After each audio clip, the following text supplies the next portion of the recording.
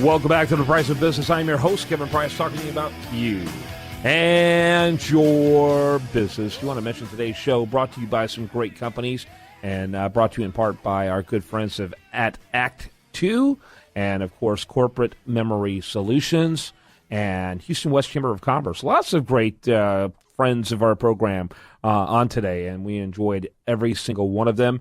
Carly Fiorina, she's the hot topic out there outside of Donald Trump. She is always gathering a lot of interest. Every time she talks, people seem to swoon. The former HP CEO, seems very bright, very interesting candidate. Of course, a lot of misgivings. Anyone who can't get elected to U.S. Senate seems unlikely she's going to get elected to President of the United States. But nonetheless, a lot of buzz about her. Here's some buzz from Fox News, and this is her speaking. Well, we've seen her poll numbers double over the past few weeks. Former Hewlett-Packard CEO Carly Fiorina pulling ahead of more well-known candidates like John Kasich and Marco Rubio and even Chris Christie. But do you know where she stands on issues? Joining us right now from Portland, Maine, is Republican presidential candidate Carly Fiorina. Carly, good morning to you. Good morning, Steve. How are you? I'm doing okay, although the people over at our business channel are probably pulling their hair out. The stock market sold off 500 points on Friday. It looks like it's going to be dipping down at least 300 when the market opens in about an hour and 13 minutes from right now. What's going on here? Well, I actually have been expecting a correction for some time. The market has been way too high given the fundamentals. Our economy is not particularly strong. 2% growth is very lackluster. China's economy has been slowing down for some time. Europe's economy is in trouble. I think the stock market has hit record highs over and over again because the Federal Reserve has ensured through its easy money policy that the stock market's the only place you can earn a return. And now the Federal Reserve finally is going to back off of that easy money policy. So I think this is warranted, honestly. Okay, so we should have seen this coming. Meanwhile, here's something we didn't see coming. Those three American friends from their childhood on that train in Europe, they averted what could have been a massacre. They were awarded this morning France's highest medal of honor as well for their terror takedown. You listen to their stories. They're inspiring to all of us. They are inspiring, and thank goodness for them. And you know what's also inspiring about these three young men? Their humility, their modesty. They're not pounding their chests. They're not talking about how great they are. They're saying, oh, anyone would have done this, even though we all know that's true. I do think that part of heroism and leadership is modesty and humility, and they demonstrate that. They're the best that America has to offer. Okay. Meanwhile, let's switch to politics. If you are the Republican nominee, there's a possibility you would square off against Hillary Clinton. You say you absolutely believe that Hillary Clinton intentionally lied about Benghazi and about the email as well. Okay. So what's going to happen? Well, I don't know what's going to happen, but here's one of the reasons I think people are just sick of politics is because we have all these sanitized sound bites and bumper sticker rhetoric, and people don't use common sense language anymore. By any common sense definition of the term, she lied about Benghazi. She lied about her server, and she's lied about her emails. I think the most effective thing a Republican candidate for office can do is to continue to throw punches at the other side, because ultimately we're going to face off against a Democratic nominee. Maybe it's Hillary Clinton, maybe it's Joe Biden, whoever it is. I'm going to continue to throw my punches at the Democrat Party and their nominee, because that's the fight we're going to have to win in 2016. A final question for you. We've got less than a minute. Some people have criticized your record at HP. You were in business for a very long time. How would you grow jobs in America? Well, I hope people will take a real look at my record at HP. I started as a secretary, and during my 6 years at Hewlett-Packard, through the worst technology recession in 25 years, we doubled the company. We went from lagging behind to leading in every product category, every market segment. We saved jobs. So I hope people will take a look at that record. Look, the real job creators in this country have always been small businesses, family-owned businesses, community-based businesses, and farms. I started out typing in a 9-person real estate firm. My husband, Frank, started out driving a tow truck in a family-owned auto body shop. We are crushing those job creators. It's small business that creates 2/3 of the new jobs, employs half the people, and we are now, for the first time in U.S. history, destroying more of them than we're creating. We got to create more, and you say you're the person for it. Carly, by the way, she's going to be on the Intelligence Report with Trish Regan today at 2 o'clock on the Fox Business Network. So you got a busy day. Carly, thanks for joining us today from Portland, Maine. Thanks, Steve, for having me. Have a great day. Yeah, and thanks to both of you for joining us on The Price of Business. I like her. I got to tell you, I like her more and more.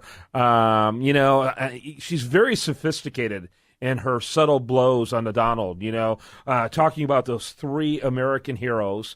And I saw them get their awards, yesterday. I was watching the news. By the way, this was for an interview from yesterday, obviously. And I was watching the news, and, I have a very hard time not swelling up and choking up when you're seeing people like that. Yeah, anyone would do it. Well, let me just point out, they were on the exact opposite end of that train of where that began. And instead of trying to figure out a place to buckle down and hope for the best, they bolted right directly at that guy, who was taking advantage, exploiting a moment that he was struggling with his gun. They just exploited that moment. And apparently only one went at first. The other two said, if he's going, I'm going too. And great loyalty, and I loved how she talked about that in the context of that's true leadership. It's built on humility. It's not blowing your own horn or pounding your chest, which is antithetical to Donald Trump's behavior. Right. Lots of nice little subtle blows towards the Donald without being ugly about it, and I like that about Carly. She is the anti Donald Trump. Yeah. I mean, she's while trying to ride a right. similar resume. Yeah, she's successful in her own right, but she's not filled with hubris. So it is refreshing to listen to her because you're right. She is very sophisticated, poised, and she really does seem like the real deal. So we'll see. I mean, I liked what she said about Hillary Clinton. She lied. She lied. She has no qualms about using the L word. She lied. Yeah, and I'm glad she didn't whitewash it or frankly, what John McCain would have done, Yeah, right. Misspoke or whatever bizarre word these politicians use as euphemisms for the obvious. And so she is a liar. Hillary Clinton is a liar in a culture where we're probably about as least tolerant towards that of any time in my entire adult life. They're trying to do a style of politics that only could have worked in the 90s that I think we're done with now. I hope so. I hope we're done with it. I heard that Joe Biden met with Elizabeth Warren. Yeah. So where do you think that's going? Hey, you want to be my VP? You don't have to run for president. You can be my VP. Yeah. That's exactly what they're going to do. It's going to be very hard to beat. But they're both hardcore lefties.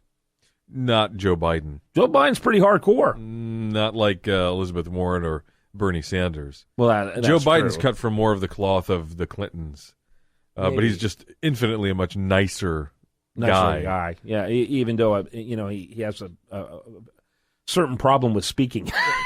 Hey, he makes George W. Bush look like Einstein. Yeah, like absolutely does. He made you'd have a hard time finding anybody who's got more gaffes every time he opens his mouth than Joe Biden. I also liked what she had to say about about her origins. Without saying anything about Trump's origins. Trump is not a self-made billionaire. No, he came from money. He came from a millionaire household. Now, let me tell you, the transition from millionaire to billionaire is probably as great as nothing to millionaire. Right.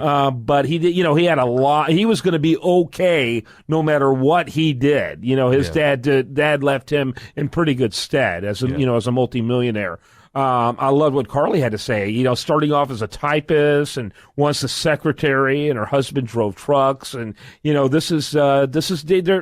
and her husband are both American success stories. They're regular Americans who happen to work really hard and make something of themselves. And that's an American success story. I'm sorry she's not black. Yeah. I'm sorry she's not Hispanic or Asian, but she's still an American success story. It's not as politically correct because she's white. Yeah. But her story She can't do anything about being white, though.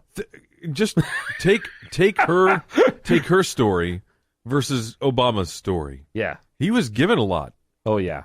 I mean, his entire life he was given a lot to get where he was. Yeah.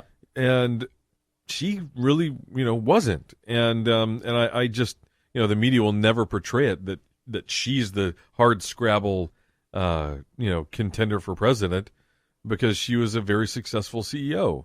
And of course, they're going to downplay that. They're going to make it seem like, she was the pariah at HP, when in reality she got them through a very, very difficult time, all in one piece. And she did it the way successful business owners and business leaders do it, by making tough decisions, including draconian cuts, not only of employees but of money. You got to do that kind of thing. That's how you make a company survive. Because her primary moral responsibility was really to her stockholders, the shareholders. Her shareholders, which include school teachers and moms and pops.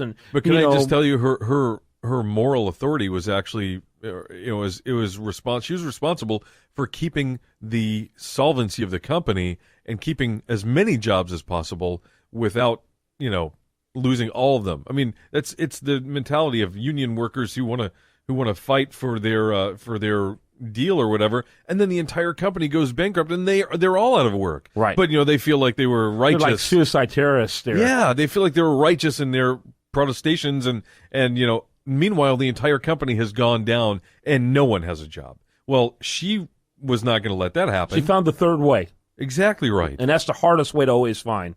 The two extremes are easy to go to, but she found that third way. When we come back, much more for you. Do want to remind you, best content here can be found over there. Why don't you send me an email at info@usabusinessradio.com with your thoughts about Carly and much more.